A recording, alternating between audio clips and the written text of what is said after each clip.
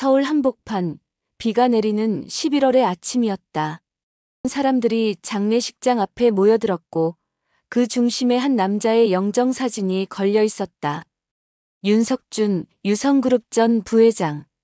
향년 52세. 누군가는 눈물을 흘렸지만 누군가는 차갑게 고개를 돌렸다.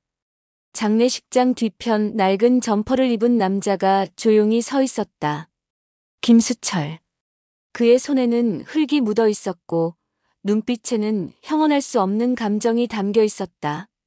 슬픔일까, 후회일까, 아니면 안도일까? 아무도 몰랐다. 그는 영정 앞에 국화 한 송이를 놓고 천천히 돌아섰다.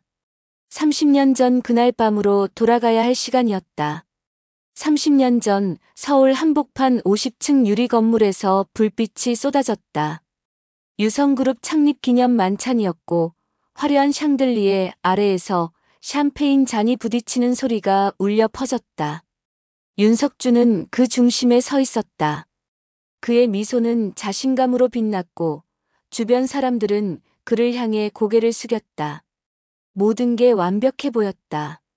그러나 그 순간 문이 열리면서 낡은 점퍼를 입은 남자가 홀 안으로 들어섰다.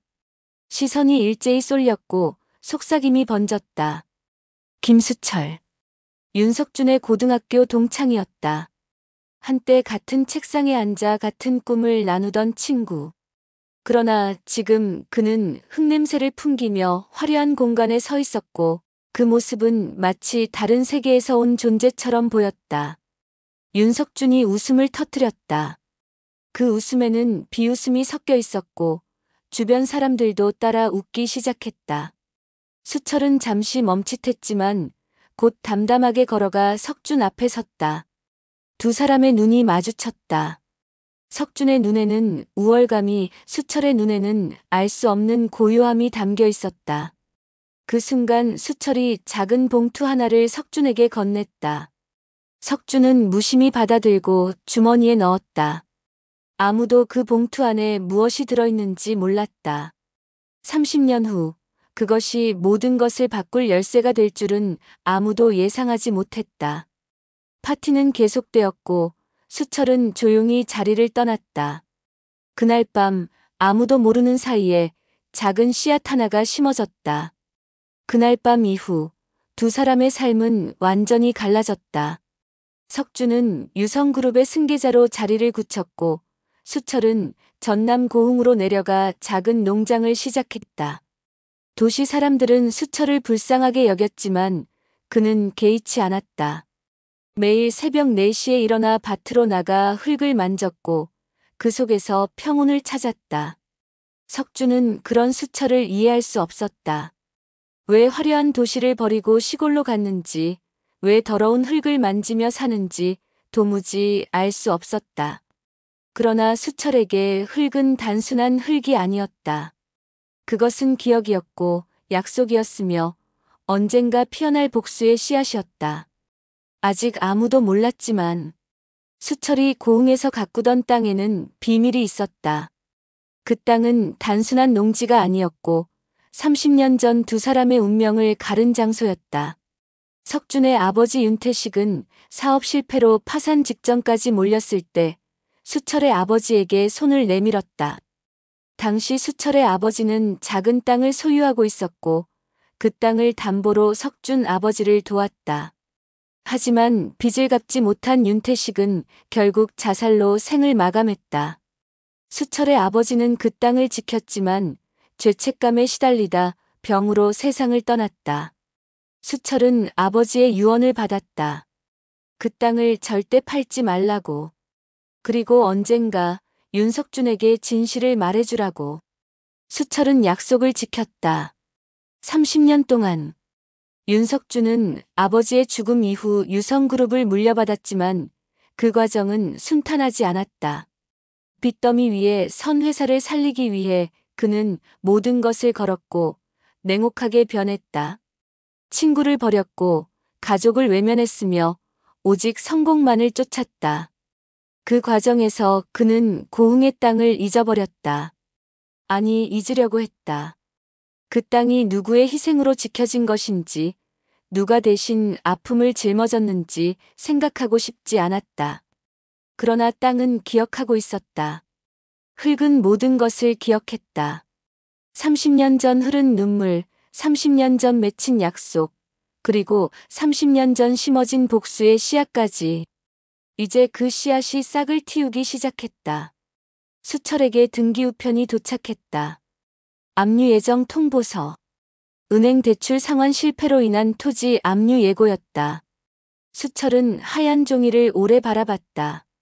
손끝이 떨렸지만 표정은 흔들리지 않았다. 그는 오래된 서류함을 열어 한 장의 문서를 꺼냈다. 토지 소유권 증서. 그 땅은 법적으로 수철의 것이었지만 실제로는 윤석준 아버지가 남긴 유산이었다.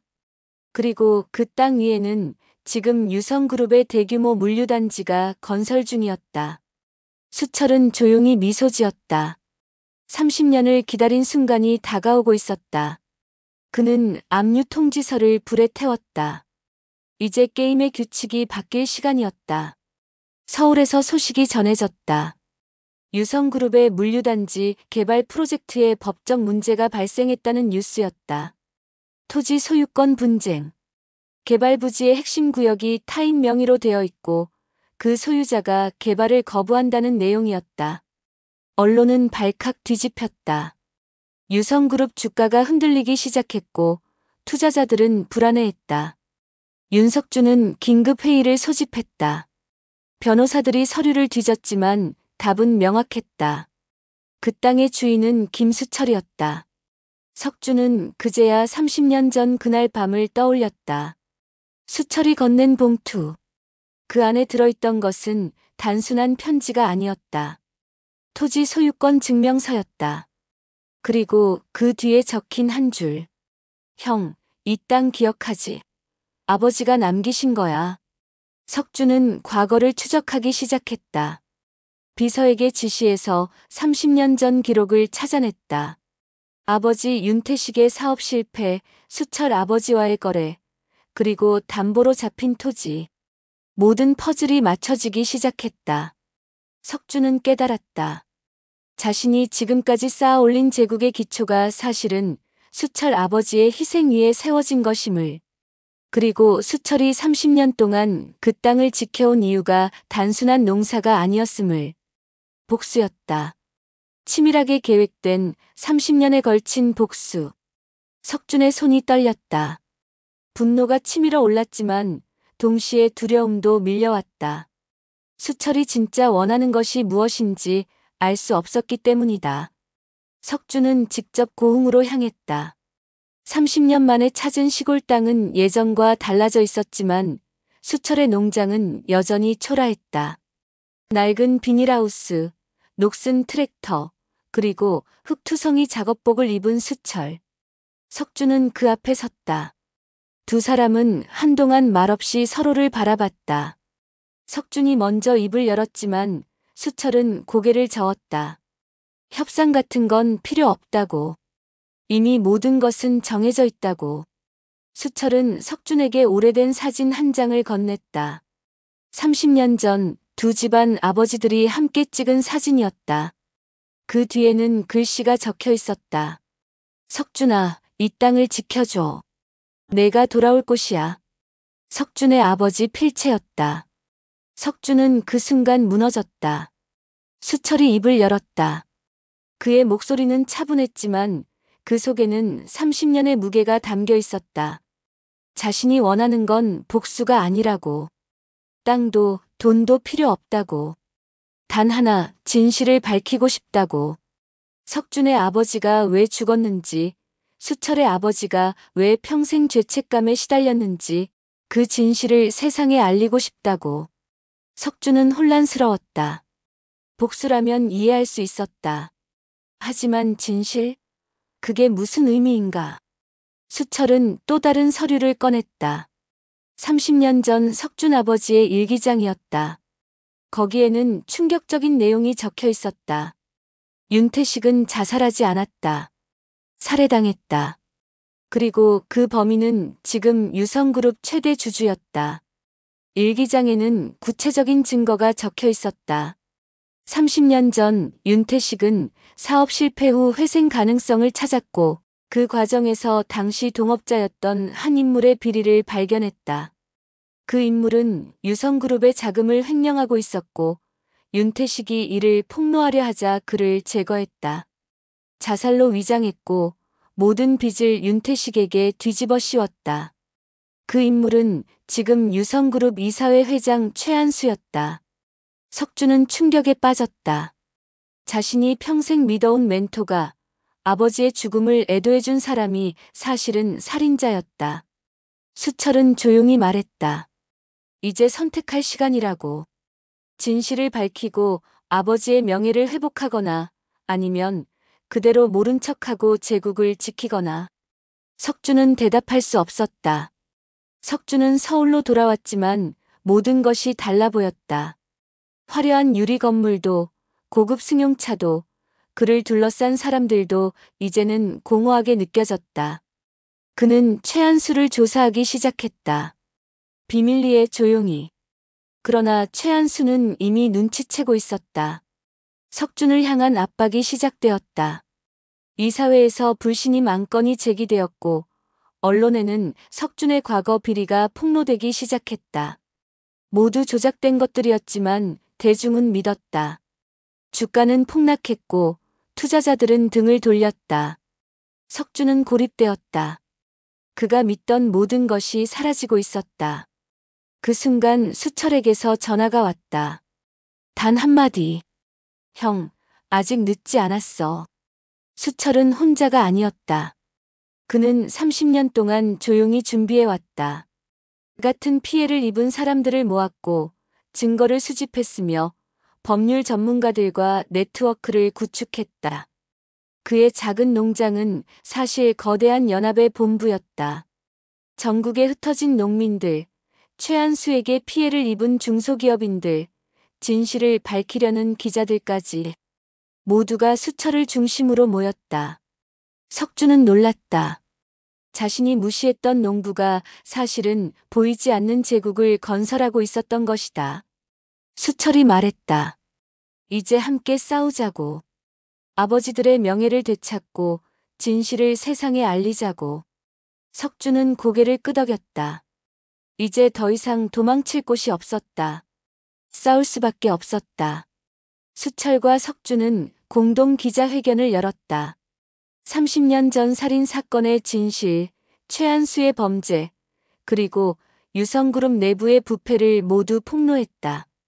언론은 발칵 뒤집혔다. 충격적인 증거들이 쏟아졌고 여론은 들끓었다. 최한수는 부인했지만 증거는 명확했다. 검찰이 수사에 착수했고 유성그룹은 혼란에 빠졌다. 주가는 폭락했지만 이번에는 달랐다. 진실이 밝혀지면서 오히려 정화의 기회로 받아들여졌다. 시민들은 수철과 석준을 지지했다. 한때 적이었던 두 사람이 이제는 진실을 위해 함께 싸우는 모습에 감동했다. 그러나 아무도 몰랐다. 이것이 진짜 반전의 시작일 뿐이라는 것을. 최한수는 호락호락하지 않았다. 그는 권력과 돈으로 모든 것을 통제해왔고 이번에도 예외는 아니었다.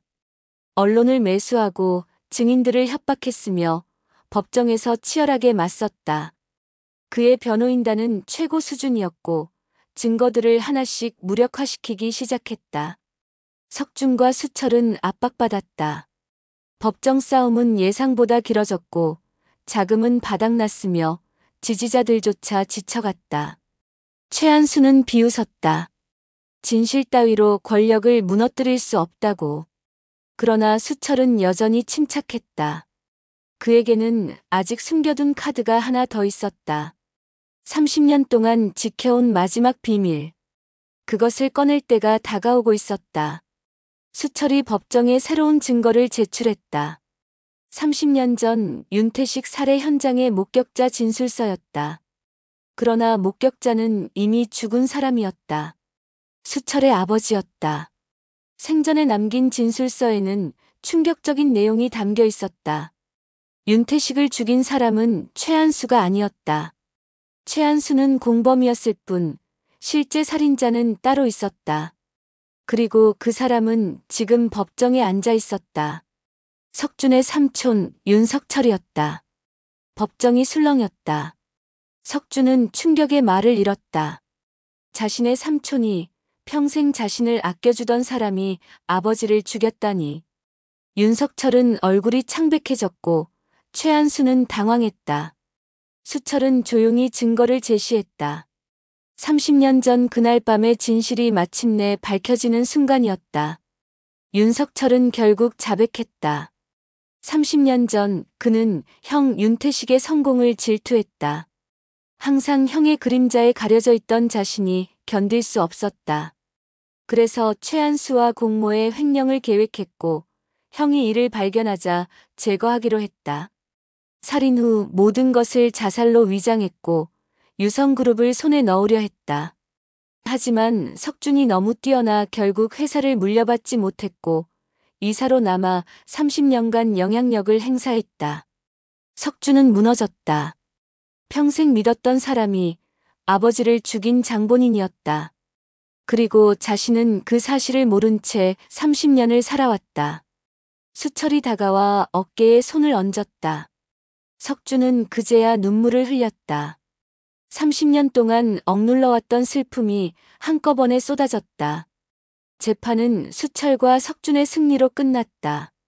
윤석철과 최한수는 징역형을 선고받았고 유성그룹은 대대적인 구조조정에 들어갔다. 언론은 이를 정의의 승리라고 보도했다. 시민들은 환호했다. 그러나 석준은 공허했다.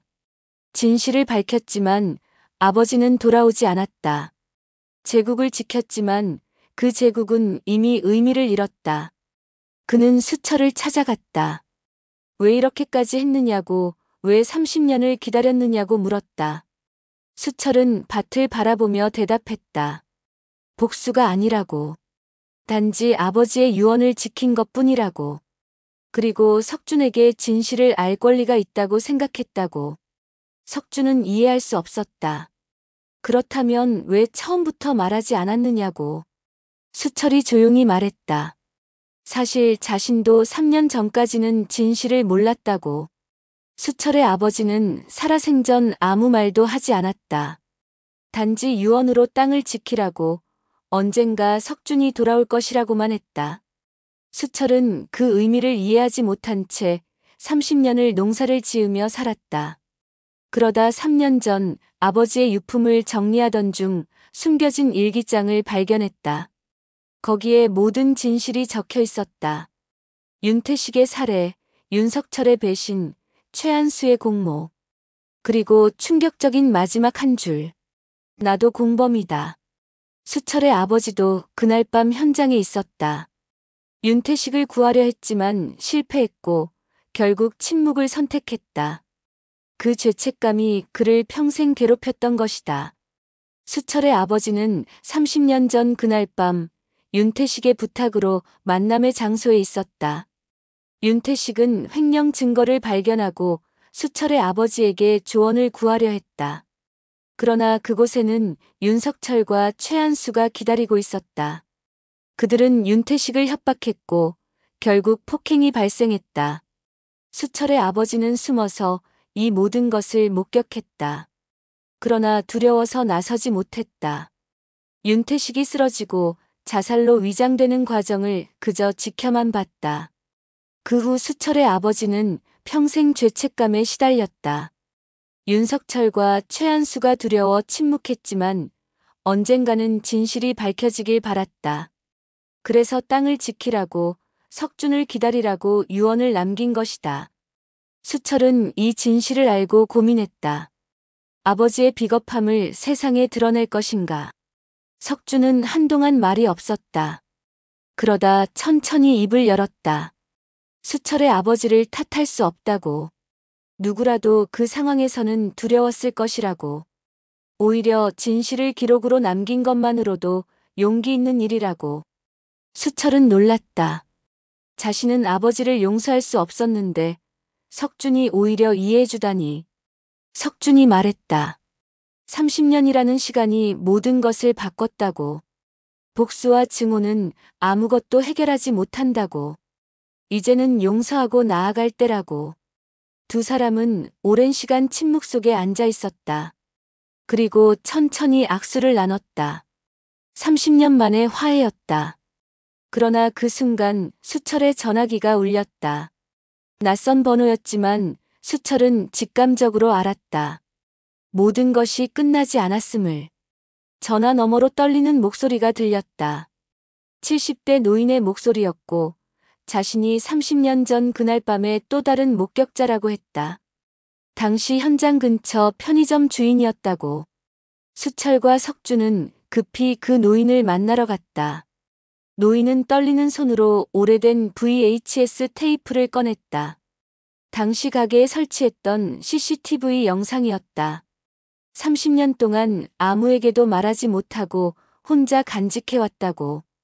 테이프를 재생하자 흐릿하지만 분명한 영상이 나타났다.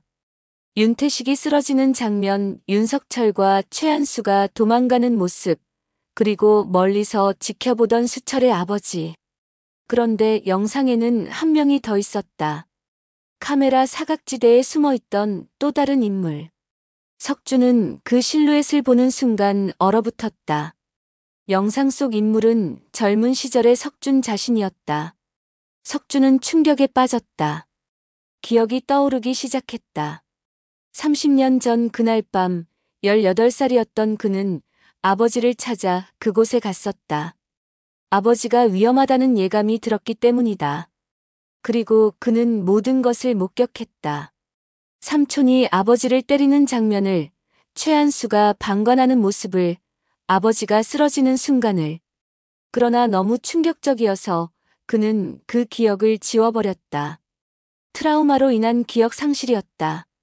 30년 동안 그는 아버지가 자살했다고 믿으며 살았고 진실을 알면서도 모른 척했다. 수철이 조용히 물었다. 그렇다면 왜 지금까지 기억하지 못했느냐고. 석준은 대답할 수 없었다. 그저 무너져 내릴 뿐이었다. 노인이 말했다. 이 영상을 공개할지 말지는 두 사람이 결정하라고. 자신은 그저 진실을 전할 뿐이라고. 석준과 수철은 깊은 고민에 빠졌다. 영상을 공개하면 석준도 30년 전 현장에 있었다는 사실이 드러난다. 비록 목격자였을 뿐이지만 세상은 그를 용서하지 않을 것이다. 왜 진작 말하지 않았느냐고, 왜 침묵했느냐고 비난할 것이다. 유성그룹은 완전히 무너질 것이고 석준의 인생도 끝날 것이다. 수철은 석준을 바라봤다. 결정은 석준이 내려야 한다고. 자신은 따르겠다고. 석준은 오랜 시간 고민했다. 그리고 천천히 고개를 들었다. 그의 눈빛에는 결연함이 담겨 있었다. 그는 영상을 공개하기로 결정했다. 석준은 다시 한번 기자회견을 열었다. 이번에는 혼자였다. 그는 30년 전 자신이 현장에 있었다는 사실을 고백했다. 트라우마로 기억을 잃었고 최근에야 떠올랐다는 사실도 밝혔다. 그리고 CCTV 영상을 공개했다. 세상은 다시 한번 충격에 빠졌다. 그러나 반응은 예상과 달랐다. 사람들은 석준을 비난하기보다 동정했다. 18살 소년이 아버지의 죽음을 목격한 트라우마, 30년 동안 진실을 모른 채 살아온 고통. 사람들은 이해했다. 오히려 지금이라도 용기 내어 진실을 밝힌 것에 박수를 보냈다. 석준은 눈물을 흘렸다. 평생 짊어진 무게가 조금씩 가벼워지는 느낌이었다. 그는 기자회견을 마치고 고흥으로 향했다. 수철에게 가야 할 시간이었다. 석준은 유성그룹 회장직을 사임했다. 대신 투명한 경영을 약속하는 새로운 경영진을 세우고 자신은 고흥으로 내려갔다. 수철의 농장 옆에 작은 집을 얻어 정착했다. 매일 아침 수철과 함께 밭으로 나가 흙을 만졌다. 처음에는 어색했지만 시간이 지나면서 그는 흙의 의미를 이해하기 시작했다. 생명이 자라는 곳이고 진실이 묻힌 곳이며 치유가 시작되는 곳이라는 것을. 두 사람은 말없이 함께 일했다. 30년 전 잃어버린 우정을 천천히 되찾아가고 있었다. 어느 날 석준이 물었다. 왜 자신을 용서하느냐고. 수철은 흙을 만지며 대답했다. 용서가 아니라 이해라고. 우리 모두 피해자였다고. 수철의 농장은 조용히 변화하고 있었다. 석준이 합류하면서 자금과 경영 노하우가 투입되었고 작은 농장은 협동조합으로 발전했다. 주변 농민들이 모여들었고 친환경 농업 기술을 공유했으며 공정무역 시스템을 구축했다. 도시에서 내려온 청년들도 합류했다. 유성그룹에서 실망한 직원들, 진실을 찾아 떠난 기자들, 새로운 삶을 원하는 사람들. 작은 공동체가 형성되었다. 이곳에는 권력도 계급도 없었다. 오직 땅과 생명, 그리고 서로를 향한 신뢰만 있었다. 수철과 석준은 이 공동체의 중심에서 조용히 일했다. 그들의 과거는 이제 상처가 아니라 교훈이 되었다. 작은 제국은 천천히, 그러나 확실히 자라나고 있었다. 시간이 흘러 5년이 지났다. 고흥의 협동조합은 전국적으로 유명해졌다. 언론은 이를 흙 속의 기적이라 불렀다. 한때 적이었던 두 사람이 만든 공동체, 진실과 용서로 세운 새로운 제국. 방송국에서 다큐멘터리를 만들자고 제안했지만 수철과 석준은 정중히 거절했다. 그들이 원하는 건 주목이 아니라 평화였다.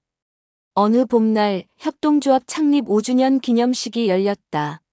조촐했지만 따뜻한 자리였다. 수철과 석준은 나란히 서서 조합원들을 바라봤다. 그곳에는 농민들, 청년들, 그리고 과거 유성그룹 직원들도 있었다. 모두가 새로운 삶을 살고 있었다. 석준이 조용히 말했다. 고맙다고. 수철이 웃으며 대답했다. 아니라고, 우리가 함께 만든 것이라고. 석준은 밤마다 하늘을 바라봤다. 도시에서는 볼 수 없던 별들이 가득했다. 그는 생각했다. 무엇이 진짜 성공인지, 무엇이 진짜 행복인지. 30년 전 그는 도시의 불빛 속에서 성공을 꿈꿨다. 높은 건물, 많은 돈, 큰 권력. 그러나 그 모든 것이 사라졌을 때 그는 진짜 자신을 발견했다. 흙을 만지고 땀을 흘리며 사람들과 함께 웃는 순간. 그것이 진짜 삶이었다. 수철은 이미 알고 있었다. 30년 전부터. 그래서 도시를 떠나 이곳에 왔던 것이다. 석준은 이제야 이해했다. 진짜 제국은 유리 건물이 아니라 흙 속에 있다는 것을. 그리고 그 제국을 지키는 힘은 권력이 아니라 진실과 신뢰라는 것을. 어느 날 석준은 수철의 방에서 오래된 노트를 발견했다. 30년 전부터 쓴 일기였다. 호기심에 펼쳐본 석준은 충격을 받았다. 수철은 처음부터 모든 것을 알고 있었다.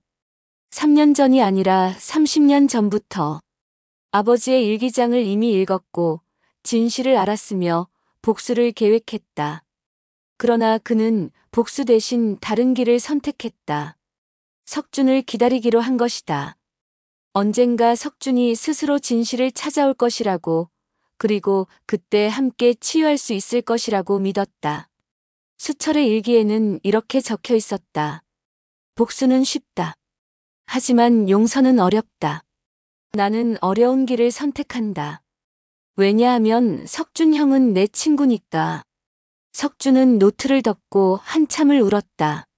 30년 동안 자신을 기다려준 친구에게 감사했다. 석준이 수철에게 노트를 보았다고 말했다. 수철은 당황하지 않았다. 오히려 담담하게 웃었다. 이제 말할 때가 됐다고 생각했다고. 그리고 충격적인 진실을 밝혔다. 사실 수철의 아버지는 현장에 있지 않았다고. 일기장은 가짜였고 진술서도 조작이었다고.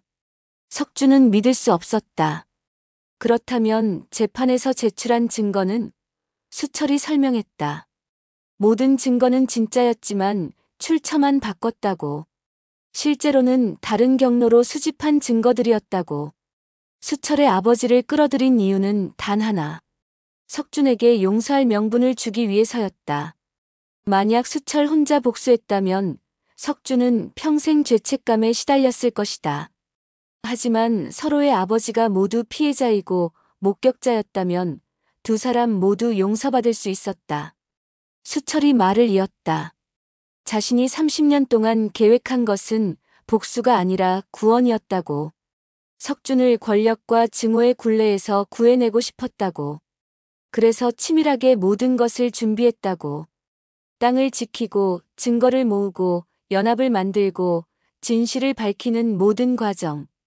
그것은 석준을 무너뜨리기 위함이 아니라 다시 세우기 위함이었다. 석준은 할 말을 잃었다.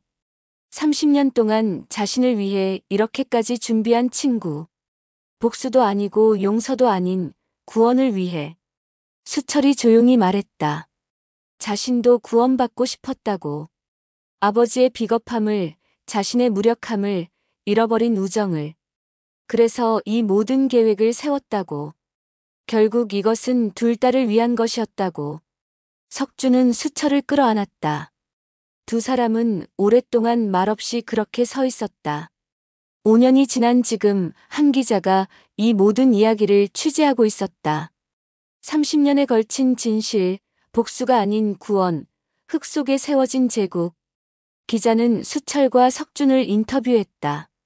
수철에게 물었다. 왜 이렇게까지 했느냐고. 수철은 밭을 바라보며 대답했다. 흙은 모든 것을 품는다고. 씨앗도 생명도 죽음도 진실도. 그리고 언젠가는 새로운 것을 피워낸다고. 자신은 그저 흙을 믿었을 뿐이라고. 석준에게도 물었다. 후회하지 않느냐고. 석준은 고개를 저었다. 오히려 감사하다고. 만약 이 모든 일이 없었다면 자신은 평생 공허한 성공 속에서 살았을 것이라고. 지금 이 순간이 인생에서 가장 행복하다고. 기자는 그들의 이야기를 기사로 썼다. 제목은 흙 속의 제국 30년 만에 완성된 구원의 서사였다. 협동조합은 계속 성장했다. 이제는 전국 각지에 지부가 생겼고 수천 명의 조합원이 모였다. 수철과 석준은 여전히 고흥에서 흙을 만지며 살았다. 그들에게는 더 이상 과거가 짐이 아니었다. 오히려 현재를 살아가는 이유가 되었다. 어느 날 젊은 청년이 찾아왔다. 도시에서 실패하고 방황하다 이곳 이야기를 듣고 왔다고. 새로운 삶을 시작하고 싶다고. 수철과 석준은 그를 환대했다. 삽을 건네주고 밭으로 안내했다. 흙을 만지게 했다. 청년은 처음에는 어색해했지만 곧 익숙해졌다. 저녁이 되자 청년이 물었다. 여기서 무엇을 배울 수 있느냐고. 석준이 대답했다. 흙이 가르쳐 줄 것이라고. 인내를, 진실을, 그리고 용서를. 청년은 고개를 끄덕였다. 새로운 이야기가 시작되는 순간이었다. 어느 가을날 수철과 석준은 함께 윤태식의 묘를 찾았다. 30년 만에 제대로 된 참배였다. 석준은 아버지 앞에 무릎을 꿇고 오랫동안 눈물을 흘렸다. 이제야 진실을 밝혔다고, 명예를 회복했다고, 용서해달라고. 수철도 옆에서 함께 절을 올렸다. 자신의 아버지도 석준의 아버지도 모두 피해자였다고. 이제는 평안히 쉬라고. 바람이 불어왔다. 낙엽이 흩날렸고 하늘은 맑았다. 두 사람은 묘지를 떠나며 뒤를 돌아보지 않았다. 이제 더 이상 과거에 얽매이지 않기로 했다. 앞만 보고 걸어가기로 했다. 흙을 밟으며 땅을 느끼며 새로운 생명을 키우며. 석준이 조용히 말했다. 아버지가 자랑스러워할 것 같다고. 수철이 웃으며 대답했다. 우리 아버지들도. 두 사람은 나란히 걸어갔다. 석양이 그들의 뒤를 비추고 있었다. 교도소에서 편지가 왔다. 최한수가 보낸 것이었다. 석준은 한참을 망설이다 편지를 열었다.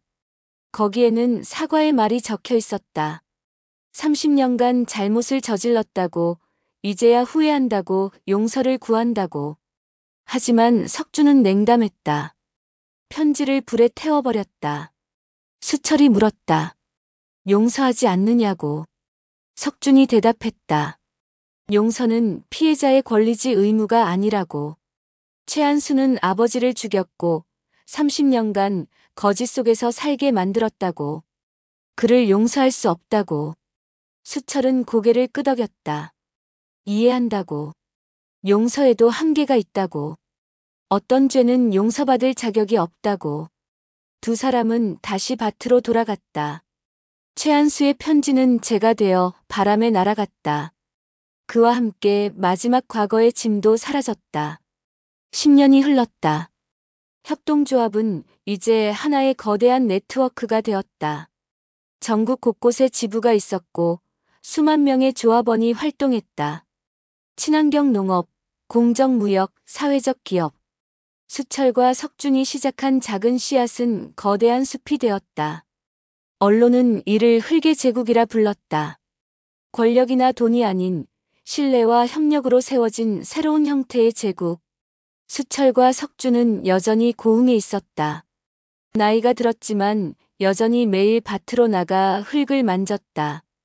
그들에게 이곳은 단순한 농장이 아니었다. 모든 것이 시작된 곳이고 진실이 밝혀진 곳이며 용서와 구원이 이루어진 곳이었다. 어느 날 석준이 말했다. 우리가 제국을 만들었다고. 수철이 웃으며 대답했다. 아니, 흙이 만들었다고. 우리는 그저 지켰을 뿐이라고. 수철과 석준의 이야기는 책으로 출간되었다. 많은 사람들이 읽었고 감동했으며 영감을 받았다. 젊은이들이 도시를 떠나 시골로 향했다. 새로운 삶을 꿈꾸며 흙을 만지며 공동체를 만들며. 수철과 석준은 그들을 환영했다. 멘토가 되어 주었고 경험을 나눠 주었으며 때로는 엄격하게 때로는 따뜻하게 이끌었다. 어느 날 한 청년이 물었다. 어떻게 30년을 기다릴 수 있었느냐고. 수철이 밭을 가리키며 대답했다. 농사는 기다림의 예술이라고. 씨앗을 뿌리고 물을 주고 햇빛을 받게 하고 그저 기다리는 것. 인생도 마찬가지라고. 석준이 덧붙였다. 중요한 건 기다리는 동안 무엇을 하느냐라고. 흙을 가꾸고 진실을 지키고 신뢰를 쌓는 것. 그것이 진짜 기다림이라고. 지금 이 순간도 고흥의 밭에서는 새로운 씨앗이 심어지고 있다. 수철과 석준은 여전히 그곳에 있다. 이제는 백발이 성성하지만 눈빛만은 여전히 맑고 단단하다. 30년 전 유리탑에서 시작된 이야기는 이제 흙 속에서 완성되었다. 복수가 아닌 구원으로, 증오가 아닌 용서로, 권력이 아닌 신뢰로. 저녁 노을이 밭을 물들이고 바람이 불어온다. 수철이 삽을 내려놓으며 석준을 바라본다. 석준도 흙을 털며 미소 짓는다. 말은 필요 없다. 30년의 시간이, 무수한 선택이, 그리고 끝없는 기다림이 만들어낸 이 순간이 모든 것을 말해준다. 진짜 제국은 유리탑이 아니라 흙 속에 있다. 보이지 않지만 단단하고 화려하지 않지만 영원하며 높지 않지만 깊다. 두 사람은 나란히 집으로 향한다. 내일도 흙을 만질 것이고 모레도 씨앗을 심을 것이며 그 다음 날도 새로운 생명을 기다릴 것이다. 흙 속의 제국은 오늘도 조용히 그러나 확실히 자라나고 있다. 감사합니다. 재미있으셨으면 구독과 좋아요 부탁드립니다.